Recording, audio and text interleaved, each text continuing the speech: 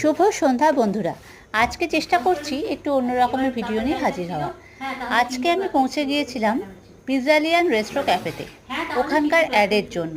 তবে এবারের অ্যাডটা একটু অন্যরকম করে করার চেষ্টা করলাম। সবাই তো শুনেছে অ্যাড মানেই আনন্দ সংবাদ কিংবা শুভ সংবাদ। এবারে একটু নতুন কিছু নিয়ে আসার চেষ্টা করলাম, তাই জন্য অনেকগুলো ভয়েস ওভারের দরকার ছিল। সেখানে গিয়েছিলাম, আমাদের তখন রেকর্ডিং চলছিল। সে রেকর্ডিং টাইমে ভিডিওটা সকলের সাথে ভাগ করে নিলাম।